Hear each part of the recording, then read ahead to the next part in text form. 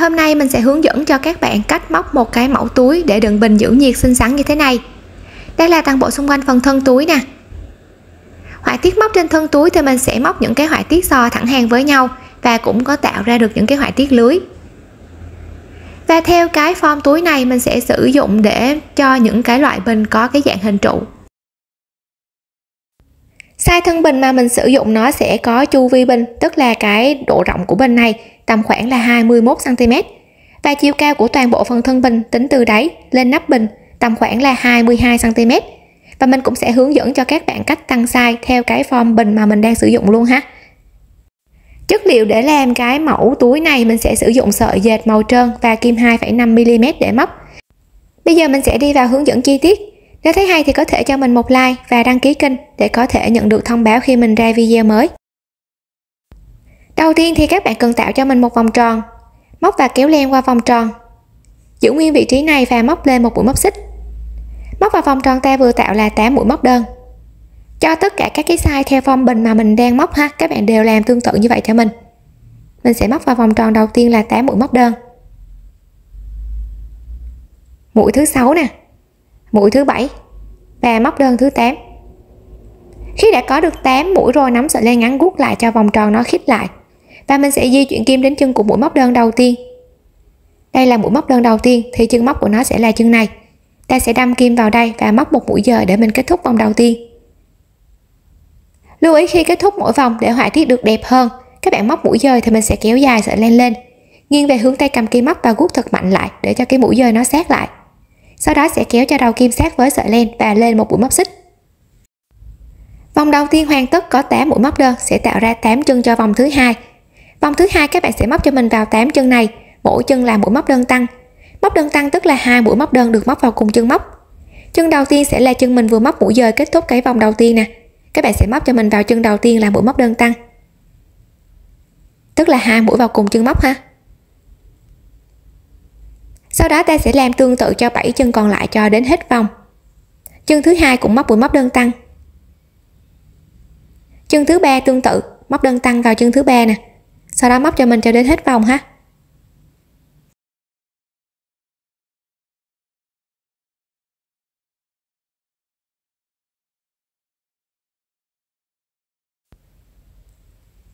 Sau khi móc đến cuối vòng ta sẽ có được 8 mũi tăng liên tiếp. Mình tăng được 8 mũi cho vòng này và tạo ra được 16 mũi móc đơn cho vòng này ha. Kết thúc vòng, đâm vào chân đầu tiên, móc một mũi dời. Nhớ guốc lại cho mũi dời sát lại nè. Sau đó móc lên một mũi móc xích. Ta sẽ có 16 chân móc cho vòng thứ ba, thì ở vòng thứ ba móc theo công thức như sau. Chân móc đầu tiên mình sẽ móc một mũi móc đơn. Được mũi móc đơn vào chân đầu tiên thì chân thứ hai sẽ móc mũi móc đơn tăng. Mình sẽ tạo ra được cụm móc như thế này, một đơn, sau đó là móc đơn tăng. Các bạn sẽ móc tương tự cụm này cho các chân móc còn lại cho đến hết vòng. Một móc đơn vào chân kế bên nè, thì móc đơn tăng vào chân kế tiếp. Ta sẽ có được cụm móc thứ hai. Làm tương tự đến hết vòng ha. Một móc đơn, sau đó là móc đơn tăng. Khi móc đến cuối vòng các bạn sẽ tạo ra cho mình được tổng cộng là 8 cụm móc liên tiếp. Mình tăng được 8 mũi cho vòng này, tạo ra 24 chân móc cho vòng móc thứ tư. Và nó sẽ giúp cho cái vòng tròn đáy túi nó có cái độ rộng dần ra nè. Kết thúc vòng, guốc lại và lên một mũi móc xích. 3 vòng móc đầu tiên mỗi vòng mình tăng được 8 mũi và nó sẽ tạo ra được một cái độ bằng phẳng cho phần đáy túi. Từ vòng móc thứ tư trở đi mình chỉ tăng 6 mũi thay vì tăng 8 mũi như 3 vòng đầu tiên ha, thì vòng tiếp theo mình chỉ cần tăng 6 mũi thôi. Thì các bạn sẽ móc cho mình ở vòng thứ tư theo cụm móc như sau. 3 chân móc đầu tiên, mỗi chân móc một mũi móc đơn. Móc đơn đầu tiên vào chân đầu tiên. Móc đơn thứ hai vào chân thứ hai và móc đơn thứ ba vào chân thứ ba. Được 3 mũi rồi thì chân móc kế tiếp sẽ móc cho mình mũi móc đơn tăng. Mình sẽ tạo ra được cụm móc như thế này, 3 mũi mỗi chân, sau đó là móc đơn tăng. Các bạn sẽ móc tương tự cụm này cho các chân móc còn lại cho đến hết vòng ha. 3 mũi móc đơn mỗi chân nè. Mũi thứ nhất, mũi thứ hai, mũi thứ ba. Sau đó sẽ là móc đơn tăng vào chân kế tiếp. Mình tạo ra được cụm móc thứ hai. Các bạn móc đến hết vòng ha. Thì khi móc đến cuối vòng ta sẽ tạo được tổng cộng là 6 cụm móc liên tiếp, mình tăng được 6 mũi cho vòng này, khác với 3 vòng móc đầu tiên là tăng 8 mũi, còn ở đây mình chỉ tăng 6 mũi thôi ha. Nó cũng giúp cho cái vòng đòn đáy túi nó có cái độ rộng dần ra nè. Kết thúc vòng, lên một mũi móc xích. Từ vòng móc thứ 5 trở đi thì các bạn sẽ dựa cho mình vào cái vòng móc mà mình vừa móc. Vòng móc mình vừa móc theo công thức nè, tức là cái vòng thứ tư mình đang móc nó sẽ theo công thức là 3 mũi móc đơn mỗi chân, sau đó là móc đơn tăng. Các bạn để ý cho mình cái mũi móc đơn lẻ ở đây 3 mũi, thì vòng kế tiếp dựa vào vòng này ta sẽ tăng tịnh tiến số mũi móc đơn lẻ này lên một mũi. 3 mũi khi tăng lên một mình sẽ có 4 mũi. Các bạn móc cho mình 4 chân đầu tiên, mỗi chân là một mũi móc đơn. Mũi thứ nhất nè, mũi thứ hai, mũi thứ ba và mũi thứ tư. Có được 4 mũi rồi thì chân móc kế tiếp mình sẽ móc mũi móc đơn tăng. Như vậy là ta sẽ tạo ra được cái cụm móc như thế này, 4 mũi mỗi chân, sau đó là móc đơn tăng. Mình tăng hơn so với cái vòng gần nhất một mũi nè, vòng gần nhất là 3 mũi mỗi chân, thì vòng trên trên sẽ là 4 mũi mỗi chân ha. Móc tương tự cụm này cho các chân móc còn lại cho đến hết vòng. Sau đó đối với những bạn nào mà tăng sai thì tiếp tục móc thêm nhiều vòng móc nữa. Các vòng móc kế tiếp thì cũng dựa vào vòng mình vừa móc gần nhất. Vòng mình vừa móc gần nhất, ví dụ như size này là 4 mũi mỗi chân nè, thì vòng kế tiếp sẽ tăng lên một mũi, ta sẽ có là 5 mũi. Sau đó sẽ là 6 mũi, 7 mũi và xen kẽ là mũi móc đơn tăng. Các bạn cứ tăng dần như vậy cho mình cho đến khi mình đạt được cái độ rộng của cái phần đáy bình mà các bạn cần ha. Công thức thì mình cũng có để trên màn hình nè, cứ tăng cho đến khi mình đạt được bằng với cái chu vi của phần đáy bình mà mình cần. Và để ý cho mình khi các bạn tăng theo cái công thức mà mình có ở trên màn hình này, để ý cái mũi móc đơn tăng của cái vòng mà mình vừa móc so với cái vòng ở bên dưới, nó sẽ nằm chồng lên nhau nè. Thì khi các bạn cứ tăng thêm nhiều vòng như vậy, các cái mũi móc đơn tăng của các hàng kế tiếp mình cũng móc theo công thức thì các cái mũi đó nó cũng nằm chồng lên nhau. Khi mà mình tăng sai thì cái vòng tròn nó sẽ không có được tròn đều mà nó sẽ bị những cái góc ha. Và để cho cái phần đáy túi nó không có bị góc, các bạn sẽ đảo công thức cho mình. Đảo công thức bằng cách mình sẽ dựa vào những cái hàng móc có số mũi móc đơn lẻ mỗi chân là số chẵn. Ví dụ như vòng mà mình đang móc ở đây, vòng đang móc là 4 mũi mỗi chân, sau đó là móc đơn tăng, thì 4 mũi nó là số chẵn. Số chẵn thì các bạn cần phải đảo công thức cho mình. Đảo công thức thì mình sẽ chia đôi cái mũi móc đơn lẻ này ra. 4 mũi khi chia đôi ra thì mỗi bên sẽ là 2 mũi. Các bạn sẽ chia cho mình cái mũi móc đơn lẻ ra và mình bê cái mũi móc đơn tăng vào chính giữa. Thì khi đảo công thức mình sẽ được cái cụm móc như sau.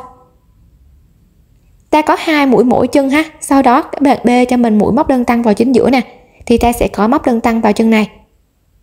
Còn lại 2 mũi móc đơn mỗi chân ha. Thì khi đảo công thức mình sẽ tạo ra được cụm móc như sau: 2 mũi mỗi chân, móc đơn tăng và 2 mũi mỗi chân.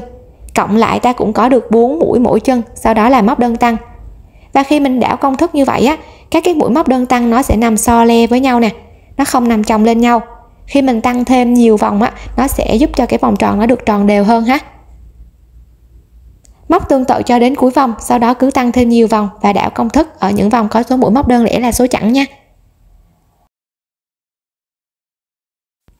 Đối với size bình mà mình đang móc thì mình đang dừng lại ở cái vòng móc với cụm móc là 5 mũi mỗi chân, sau đó là móc đơn tăng.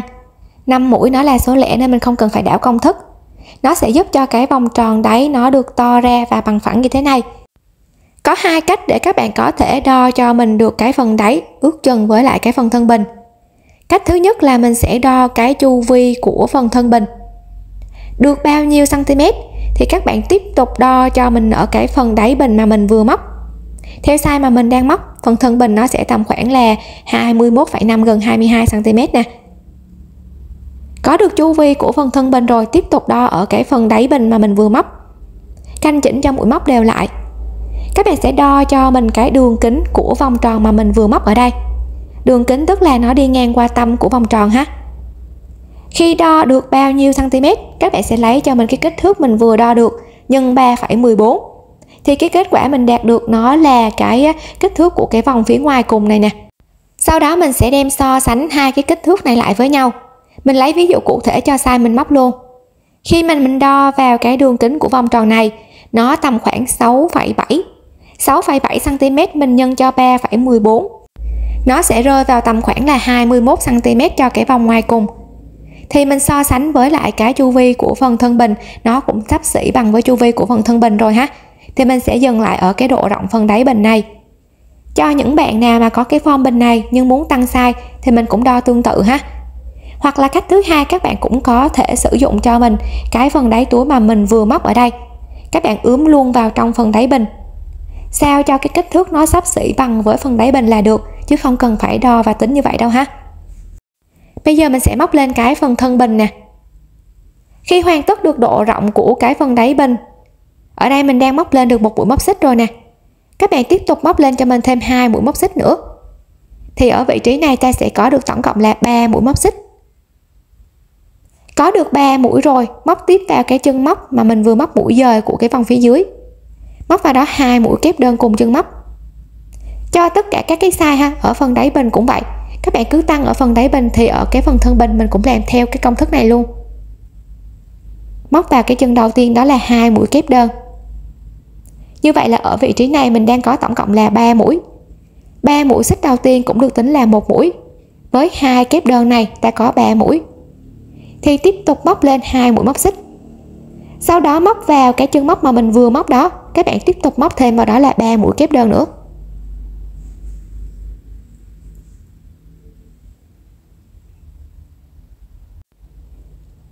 Như vậy là mình sẽ tạo ra được cái họa tiết xò đầu tiên cho cái phần thân bình. Họa tiết xò của mình sẽ có là 3 kép, 2 xích và 3 kép ha. Móc tiếp lên một mũi móc xích. Từ họa tiết xò đầu tiên đến họa tiết xò thứ hai, các bạn sẽ đếm cho mình cái chân móc ở phần đáy bình nè. Mình sẽ đếm qua 5 chân móc. Đây là cái chân mình móc họa tiết xò ha, thì từ đây đếm qua nè. 1, 2, 3, 4 và 5. Ta sẽ bỏ qua luôn 5 chân này và móc vào cái chân thứ 6 á. Các bạn sẽ móc vào đó cho mình một họa tiết xò gồm 3 mũi kép đơn. Vào cùng chân móc nha. Kép đơn thứ hai nè và kép đơn thứ ba. Có được 3 mũi rồi, móc tiếp lên 2 mũi móc xích. Sau đó tiếp tục móc vào cái chân móc đó thêm 3 mũi kép đơn nữa.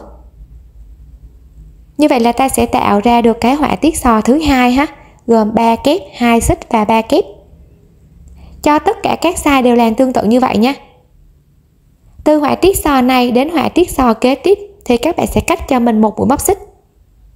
Tức là từ vị trí này mình sẽ lên một mũi móc xích nè.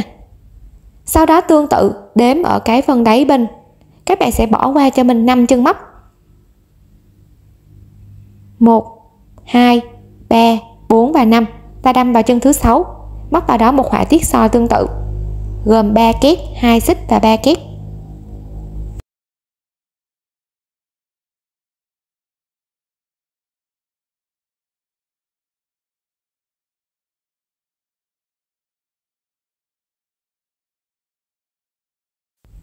Mình sẽ tạo ra được họa tiết xò thứ ba ha. Tiếp tục móc tương tự cho mình cho các chân còn lại cho đến hết. Sau khi đã móc được các cái họa tiết xò cho đến cuối rồi thì cuối vòng móc lên một mũi móc xích và mình cũng còn dư lại 5 chân móc cuối cùng nè. Các bạn cũng bỏ qua 5 chân móc này và mình sẽ di chuyển kim đến chân của móc xích thứ ba ở 3 mũi móc xích mà mình gây nên, tính từ dưới lên nhé. Tức là nó sẽ là cái chân xích sát với lại cái chân của mũi kép đơn đầu tiên ở đây nè. Móc vào chân xích thứ ba này một mũi dời để ta kết thúc vòng. Khi kết thúc mũi dời thì cũng guốc lại cho mũi dời sát lại nha. Từ đây sẽ không lên một mũi móc xích. Các bạn để ý cho mình nè, ở cái vòng họa tiết xò đầu tiên mình sẽ tạo ra được tổng cộng là 7 họa tiết xò. Thì đối với những bạn nào mà tăng size, mình có thắc mắc là cái vòng tròn của phần thân túi nó sẽ tạo ra được bao nhiêu họa tiết xò, thì cái số họa tiết xò nó sẽ khác nhau tùy vào size phần đáy túi mà các bạn móc ha. Và để biết được cái số họa tiết xò của phần thân túi, các bạn sẽ lấy cho mình tổng số mũi móc của cái vòng tăng cuối cùng ở phần đáy túi. Mình sẽ chia cho 6, được bao nhiêu thì mình sẽ tạo ra được bấy nhiêu cái họa tiết xò. Ví dụ cụ thể như size mình đang móc, cái vòng cuối cùng mình tạo ra được 42 mũi móc, thì 42 chia cho 6 ta sẽ được 7, tức là cái vòng họa tiết xò ta sẽ tạo ra được là 7 họa tiết xò ha. Và đối với những bạn nào mà tăng size thì mình cũng chia tương tự, ta sẽ ra được số họa tiết xò ở phần thân túi. Từ vị trí này mình tiếp tục móc cái hàng móc thứ hai. Các bạn đâm vào cái chân của mũi kép đơn đầu tiên ở họa tiết xò này. Mình sẽ lần lượt móc các cái mũi dời vào hai chân của hai mũi kép đơn nè. kép đơn tiếp theo ha. Sau đó tiếp tục các bạn di chuyển kim đến cái khoảng trống giữa của họa tiết sò đầu tiên này, ta cũng đâm vào khoảng trống đó, móc một mũi dời. Như vậy là mình đã đưa được mũi móc vào chính giữa của họa tiết sò. Từ vị trí này móc lên 3 mũi móc xích, 3 mũi này sẽ được tính là một mũi ha. Tiếp tục móc vào khoảng trống này thêm 2 mũi kép đơn nữa, nó sẽ tương tự giống như họa tiết sò đầu tiên phía dưới nè.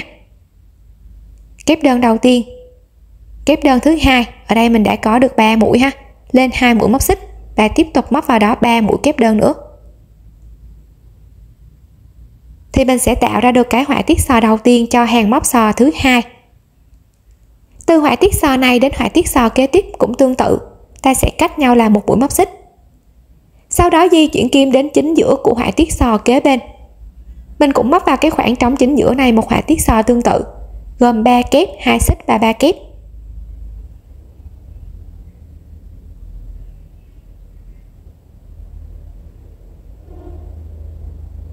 Ta sẽ có được cái họa tiết sò thứ hai cho cái phòng họa tiết sò thứ hai này ha. Và các bạn sẽ móc tương tự cho mình cho đến hết vòng. Cứ mỗi họa tiết sò sẽ cách nhau là một xích. Thì khi móc đến cuối vòng cũng tương tự, ta cũng đâm vào chân xích thứ ba tính từ dưới lên của 3 mũi xích gây nên đầu tiên, móc vào một mũi dời. Nhớ guốc lại cho mũi dời sát lại. Và từ vị trí này cũng di chuyển kim bằng các cái mũi dời để đến cái khoảng trống chính giữa họa tiết sò ha. Như vậy là ở đây mình sẽ có được tổng cộng là 3 mũi dời để đến cái họa tiết sò này, chính giữa của họa tiết sò. Từ đây móc lên 3 mũi móc xích, sau đó các bạn sẽ móc cho mình thêm nhiều vòng móc tương tự như vậy nữa. Nhớ là họa tiết sò đầu tiên lên 3 mũi xích, 2 kép đơn, 2 xích và 3 mũi kép để tạo ra họa tiết sò đầu tiên.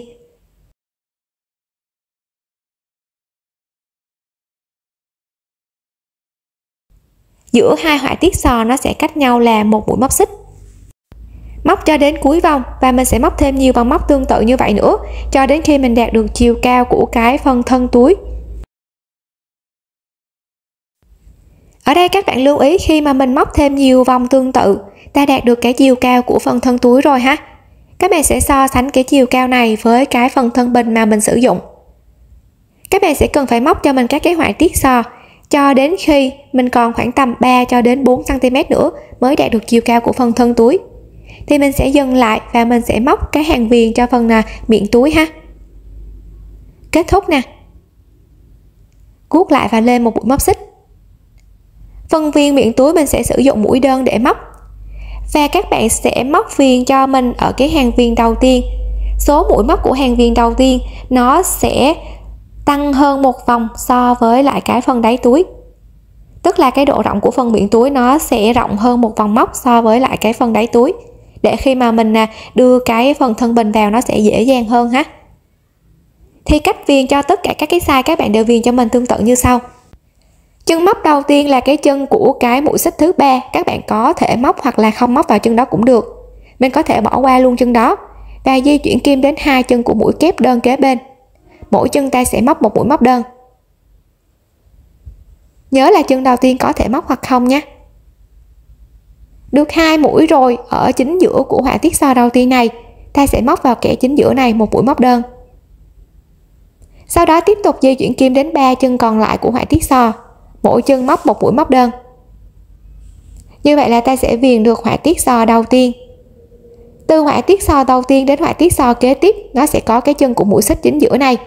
Mình sẽ không móc vào chân này nhé, mà di chuyển kim thẳng đến 3 mũi kép đơn kế bên này luôn. Mỗi chân ta sẽ móc một mũi móc đơn. Bỏ qua chân xích nha, móc vào các cái chân của mũi kép đơn thôi. Móc đơn đầu tiên nè, móc đơn thứ hai và móc đơn thứ ba. Ở cái khoảng trống giữa của cái họa tiết sò này, mình sẽ móc vào khoảng trống đó một mũi móc đơn. Sau đó tiếp tục 3 chân móc kế tiếp, mỗi chân móc một mũi móc đơn. Thì mình sẽ viền được cái họa tiết sò thứ hai. Và các bạn sẽ viền tương tự cho mình cho đến hết vòng ha. Khi móc đến cuối vòng thì ở cuối vòng mình cũng có cái chân móc xích này nè, các bạn cũng không móc vào đó mà di chuyển kim đến chân của mũi móc đơn đầu tiên mà ta bắt đầu viền. Móc vào đó một mũi dời để mình kết thúc phần viền đầu tiên. Nhớ guốc lại nè. Móc lên một mũi móc xích. Như vậy là mình đã có được những cái chân móc cụ thể rồi. tổng số mũi móc đơn của cái vòng viền này nó sẽ nhiều hơn so với cái mũi móc cuối cùng ở vòng tăng cuối cùng, là khoảng tầm 5 cho đến 6 mũi ha. 5 mũi thì là cái chân đầu tiên mình không móc, còn 6 mũi là chân đầu tiên mình móc vào luôn nè. Ta đã có được cái độ rộng cho cái phần miệng túi rồi, thì các bạn tiếp tục móc thêm cho mình 2 cho đến 3 hàng viền nữa để cho cái phần miệng của túi nó được cứng cáp hơn ha. Cứ mỗi chân ta sẽ móc một mũi móc đơn, móc đến cuối vòng và thêm nhiều vòng như vậy nữa cho đến khi ta đạt được chiều cao của toàn bộ phần thân túi. Và ở đây có một lưu ý nè, khi các bạn móc cái hàng viền á, móc làm sao cho chiều cao tính từ đáy túi lên đến cái phần miệng túi nó sẽ có chiều cao thấp hơn so với lại cái phần thân bình khoảng tầm 2 cm. Vì khi các bạn đưa cho mình cái phần thân bình vào bên trong và mình cầm cái quai sách này nè, thì cái len của mình nó sẽ có cái độ giãn.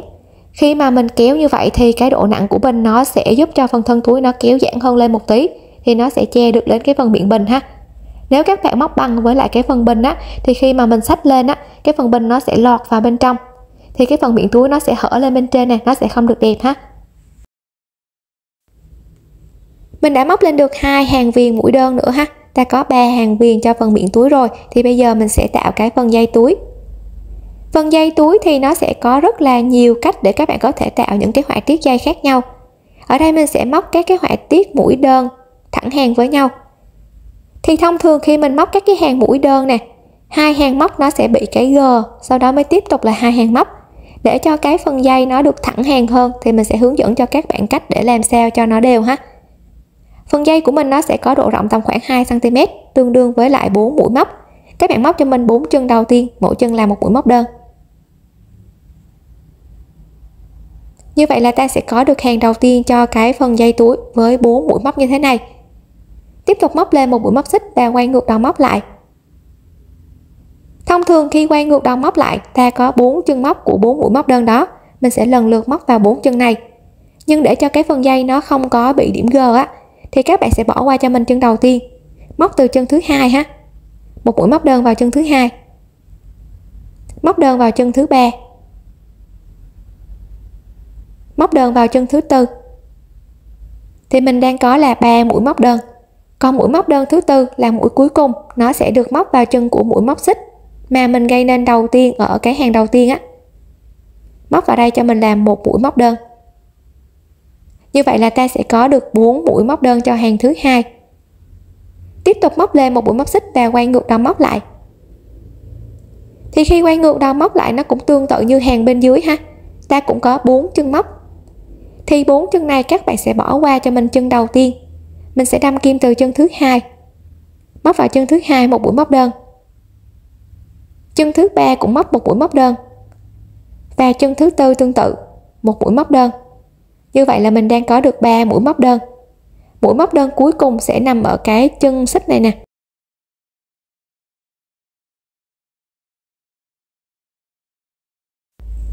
Ta hoàn tất được hàng tiếp theo ha. Móc lên một xích và quay ngược đầu móc lại. Sau đó các bạn sẽ móc thêm cho mình nhiều vòng móc tương tự như vậy nữa, cho đến khi ta đạt được chiều cao của cái sợi dây này ha. Khi mà mình vòng lại nó sẽ tạo ra được một cái độ rộng để mình có thể xách tay nè. Tương tự bỏ qua chân đầu tiên, móc vào chân thứ hai một mũi móc đơn. Thì các bạn để ý nè, cái mũi mà mình đâm kim nó sẽ là cái mũi này khi mà mình quay đầu móc lại ha, là cái mũi cuối cùng nè. Móc đơn thứ hai vào chân thứ ba. Móc đơn thứ ba vào chân thứ tư. Và mũi móc đơn thứ tư sẽ được móc vào cái chân móc xích này, tức là cái mũi mà mình vừa nói đến ha.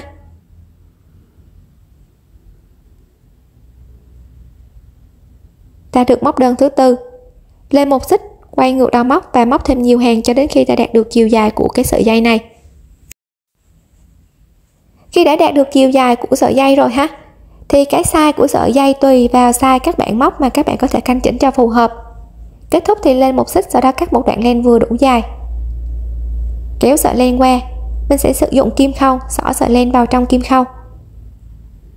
Và để canh chỉnh cho cái đầu dây này nó đều với đầu dây còn lại, các bạn sẽ gập cho mình cái phần miệng túi lại, gập từ những cái chân móc mà mình chưa móc. Sau đó các bạn sẽ đếm cho mình cái số chân móc tương ứng, đếm từ đầu bên này sang đầu bên kia ha, vào những cái chân móc tương ứng với nhau.